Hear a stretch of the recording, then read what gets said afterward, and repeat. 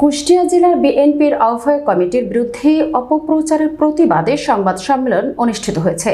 বৃহস্পতিবার বেলা 11টায় কুষ্টিয়া রাজবাড়ী সড়কের master community সেন্টারের অডিটোরিয়ামে জেলা বিএনপির আহ্বায়ক কমিটির আয়োজনে অনুষ্ঠিত উক্ত সংবাদ সম্মেলনে জেলা বিএনপির আহ্বায়ক কুতুবুদ্দিন আহমেদ, সদস্য সচিব প্রকৌশলী জাকির হোসেন সরকার, যুগ্ম আহ্বায়ক অ্যাডভোকেট তৌহিদুল ইসলাম আলম সহ বিএনপি ও অঙ্গ সংগঠনের বিভিন্ন পর্যায়ের নেতৃবৃন্দ এবং জেলায় কর্মরত গণমাধ্যম কর্মীরা উপস্থিত ছিলেন।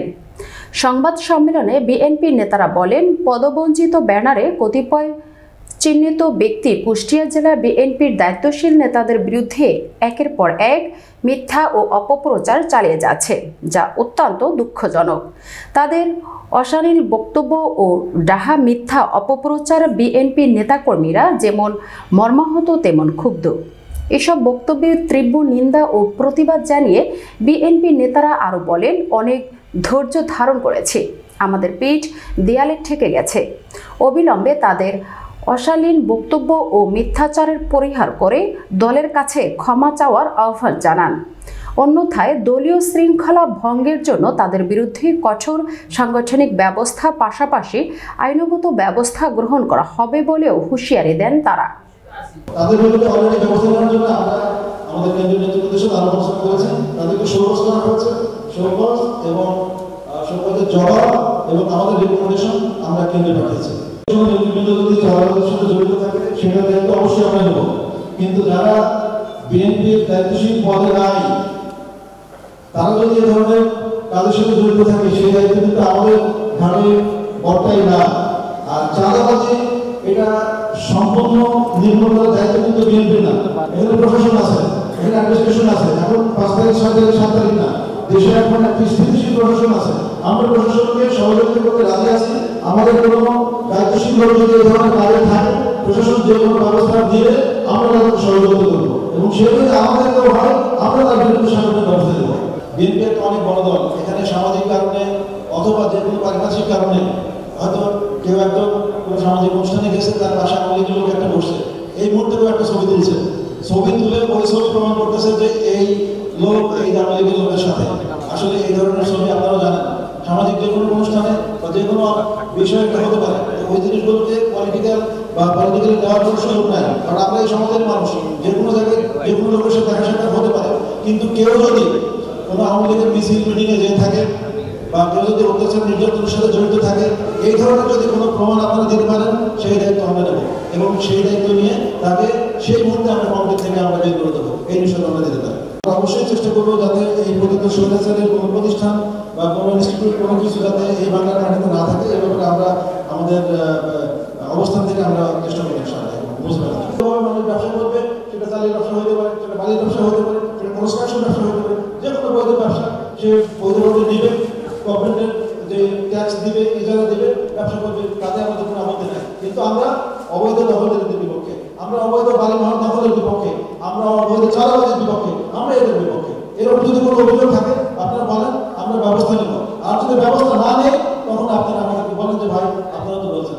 আমরা কি কোন বেসরকারি ইউনিভার্সিটি সেই নামও ঠিক মতো জানতে পারি, শুনলাম লালন ইউনিভার্সিটি, সেই লালন ইউনিভার্সিটি নাকি আমরা সেই পতিত স্বৈরাচার হানিফ সাহেবের কাছ থেকে নাকি আমরা জোরপূর্বক জবরদখল করেছি। এই কথাটা শোনার পরে ব্যক্তিগতভাবে আমি ইন্টারেস্ট নিয়ে বেশ কিছু সাংবাদিক ভাইদেরকে বলেছিলাম যে ভাই আপনারা তদন্ত করে দেখেন। আমি নাম বলতে চাই, যে সভাপতি সাহেব হাসান প্রেস ক্লাবে, ওনাকে বলেছিলাম ভাই আপনারা তদন্ত করেন, কারণ যে অভিযোগ করেছে সে বলেছে সে নাকি তদন্ত করে পেয়েছে এবং উনি বলেছেন উনি একটা মিথ্যা কথা বলছেন না। আজকে আমি বলতে চাই আমরা তদন্ত করে বের করেছি, আমরা লিস্ট দিয়েছি, আপনার যদি কোনো লিস্ট থেকে আপনি উপস্থাপন করবেন, না হলে এই জাতির সাথে আপনি কানে ধরে মিথ্যাবাদীর সাথে আপনি এই মুহূর্তে থেকে বিদায় নেবেন। এটা হতে পারে না। যদি সচ্ছল থাকে আপনি কোনো ডকুমেন্টারি এভিডেন্স উপস্থাপন করবেন 24 ঘন্টার মধ্যে। আর যদি আপনি না পারেন তাহলে রাজনীতি থেকে অবসর নেবেন। আমি এই বলতে চাই দায়িত্বশীল সংগঠনের থেকে দায়িত্বশীল নেতৃত্বের বিপক্ষে এরকম আসবে না মিথ্যাবাদী, এটা না মিথ্যাবাদী করা কখনই করা যাবে না। এরপরে আপনারা কি বললেন যে আমরা নাকি ওই কোন চাকরি বাবু মদের দোকানে আমরা চাঁদাবাজি করেছি। এইখানে আমাদের সাথে যারা আছে এদের ওই মদের দোকান ওই বিড়ি সিগারেট খাওয়ার অভ্যাস নেই। আর যারা সেদিন বসেছিল ওরা সমাজ থেকে কোথায় যায় সেটা আপনারা নিশ্চয়ই জানেন।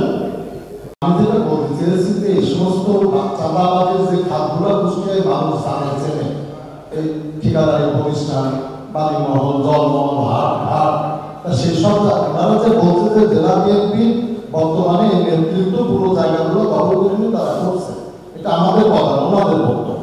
আমি সেই সূত্র ধরে বলেছি যে এই ক্ষেত্রে যদি এরকম কিছু হয় তাহলে আমাদের দায়িত্ব প্রকৃত সত্যটা উদ্ঘাটন করে জনসমক্ষে প্রকাশ করা।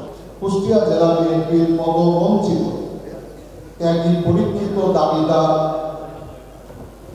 যে সমস্ত নেতৃবৃন্দ এই কমিটির বিরুদ্ধে অসন্তোষ প্রকাশ করেছেন, আমরা এটাকে খুব একটা অপরাধ হিসেবে চিহ্নিত করি। ওনারা মানববন্ধন করেছেন, ওনারা প্রতিবাদ সমাবেশ করেছেন, ওনারা রাজপথে বিক্ষোভ প্রদর্শন করেছেন, মানববন্ধন করেছেন, অনশন করেছেন। আমরাও অনেক সময় তাদের বলেছি যে দলের সর্বোচ্চ নীতি নির্ধারকদের কাছে আপনাদের যদি কোনো আবেদন বিবেদন কোনো কিছু থাকে আপনারা ব্যক্ত করেন, এ নিয়ে আমাদের তরফ থেকে কোনো প্রতিবন্ধকতা নেই।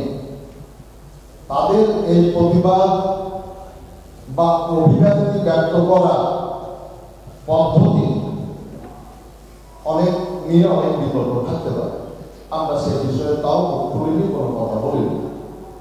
আমরা এইটুকু বুঝি জামায়াত কমিটি ঘোষণা করেন অনুমোদনদের দলের ভারপ্রাপ্ত চেয়ারম্যান। দলের ভারপ্রাপ্ত চেয়ারম্যান সর্বোচ্চ নীতি নির্ধারক ব্যক্তি। উনি যখন কোনো সিদ্ধান্ত গ্রহণ করেন, প্রতিটা নেতাকর্মীর যারা রাজনৈতিক সংগঠন সাংগঠনিক প্রক্রিয়ায় বিশ্বাসী তাদের উচিত এটাকে মেনে চলা। এরপরও যদি কেউ কিছু আপত্তি করে করুক, এটা তার ব্যাপার। এক একজনের দৃষ্টিভঙ্গি এক এক রকম, এক একজনের রুচি এক এক রকম, এ নিয়েও আমরা কোনো বিতর্ক সৃষ্টি করিনি।